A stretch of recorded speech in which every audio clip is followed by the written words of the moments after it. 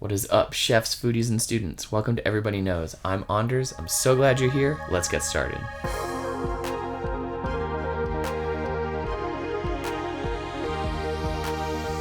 Today we are talking about the ingredient of honey.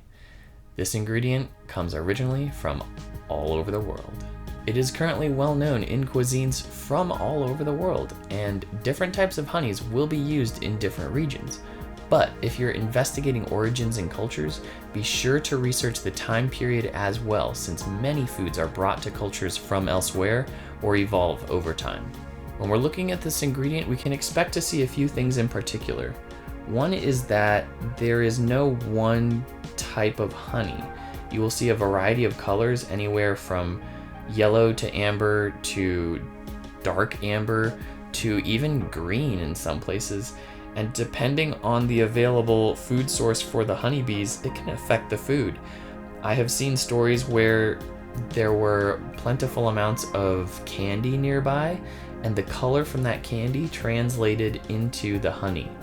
And so it just depends on what the honeybees have available to them and the type of process done to the honey. As you can imagine, with the variety of food sources, the honey can also take on a whole variety of different kinds of flavor. But today we're focusing on really just the core aroma blend that really defines honey.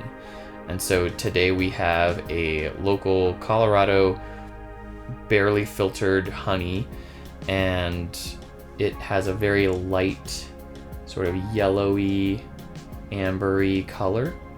And it smells like honey. Really kind of no other way to describe it. It's definitely sugary.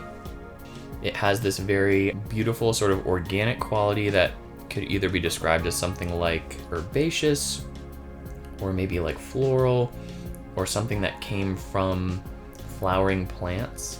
I think by nature, honey would also have to be described as sort of like an insect byproduct, that like you could not get this flavor just from doing something to nectar on its own.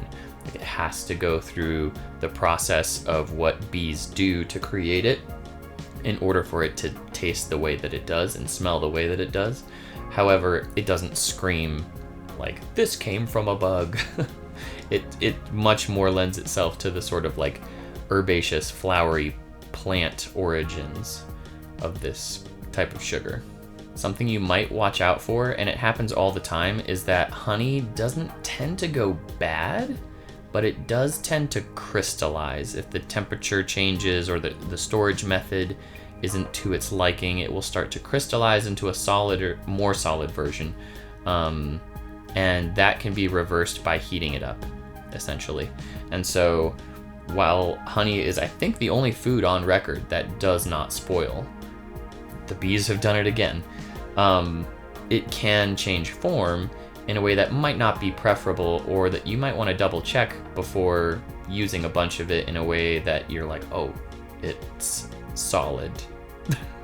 The other thing to note is, as you're buying honey, maybe just double check your sources. If you're buying local at something like a farmer's market, or if someone you know keeps bees and you either trade or buy the honey that they produce, then it's a guarantee that it's going to be actual honey. There's unfortunately a lot of either cutting of honey with other sweeteners and sugars, or filtering processes or processing that becomes sort of masked by terminology, or that they don't have to even say that they do. And so just scrutinize the source that you get your honey from so that you can guarantee a solid product. Let's have a look at our universal aroma wheel.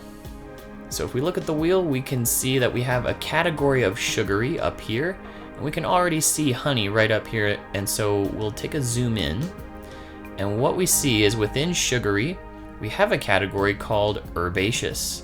And so sugars that are coming from plants. We have some that come directly from plants in terms of sorghum sugar, agave, and then all of the different tree syrups. However, honey, again, sort of represents the sugar that goes from a plant through a bee, and then we have it organized by geologic region. And the reason for this is because there are food sources for the bees within each region that have become sort of the identifying types of honey for that region. So, like, for example, thistle honey, or where did I see it? Let's say lavender honey. You could plant a whole acre of lavender and raise bees there, and you'd have lavender honey, and you could do that anywhere in the world. It wouldn't have to be North American. However, all of these specific types of honey categorized by place in the world, with the intent was to say that these sort of tie with those cultures more so than others. And so while it's interchangeable, except maybe perhaps the Amazonian green honey, that you could probably get a variety of these honeys from different continents and interchange them. I think that's as logical a way to organize it as any. I think we also have plenty of different types of honey here. I think we could cut down this section significantly. I would love to hear your thoughts on how we might do that and what you think about this organization method. So honey isn't terribly strong in terms of a flavor. It's probably in the middle somewhere, and if you add it to a baked good, it might come through, unless it's just a tablespoon or two. However, it is beautiful. It is, I think, some of it, especially if you're getting really high quality honey, it deserves to be just eaten as it is, raw, as unadulterated as possible. And so thinking of it more in terms of a drizzle or a coating or a flavoring to a beverage, or something that can sort of maintain its integrity, either as an ingredient or as the aroma and flavor that comes out of it, I think that's best, especially if you have some of those honeys from the Aroma Wheel that really bring out characteristics of the food source of the bees. It seems like that would be the most logical thing to do with it. However, if you needed honey in bulk and you wanted to use it as a sweetener, you might not need to get such special honey, or honey with such a strong flavor. You could use a lower grade. Let's have a quick look at the Flavor Bible.